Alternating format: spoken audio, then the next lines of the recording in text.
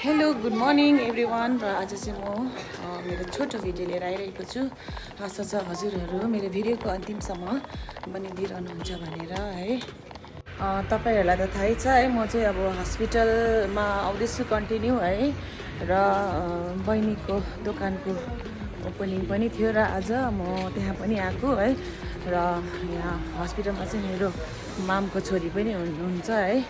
र आङ्गीलाई चाहिँ ब्लडको जरुरत परेर चाहिँ मेरो ब्लड मिल्ने भएकोले चाहिँ मैले चाहिँ ब्लड अब दिनुपर्छ है। र म केही खाएर चाहिँ है ब्लड दिनेछु है। लु है, मैले गिफ्ट पनि किनेँ र अब चाहिँ म एकछिन खाना खाएर चाहिँ जानेछु है।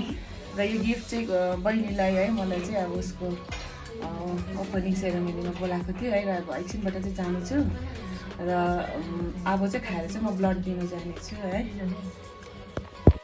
र बहिनीलाई पनि गिफ्ट दिएँ है, बोकिरहनु पनि मिलेन। र अहिले फेरि जानेछु बहिनीको दोकानमा भएछ भने है। र अब चाहिँ मैले सुप पनि खाएँ र अब चाहिँ म चाहिँ ब्लड दिनु जाँदैछु है।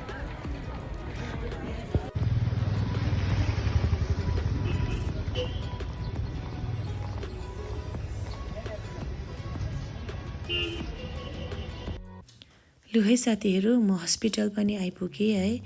मलाई चाहिँ डर होइन, म धेरै एक्साइटेड छु किनभने मेरो चाहिँ पहिलोपल्ट हो ब्लड डोनेट। साथीहरू, म यहाँ हस्पिटल आइपुगेँ है। र मैले भेनाको कुरा गर्दै थिएँ, भेना हुनुहुन्छ यहाँनिर है।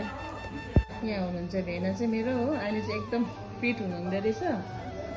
अब भोलितिर चाहिँ छुट्टी दिन्छ होला सायद है।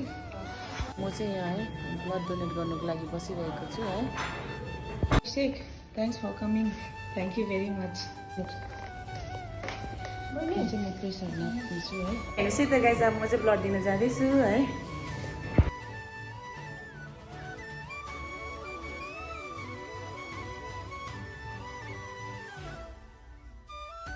लु है, मैले ब्लड पनि दिइसकेँ। अब चाहिँ म जाने, हेर्नुहोस् है यस्तो छ।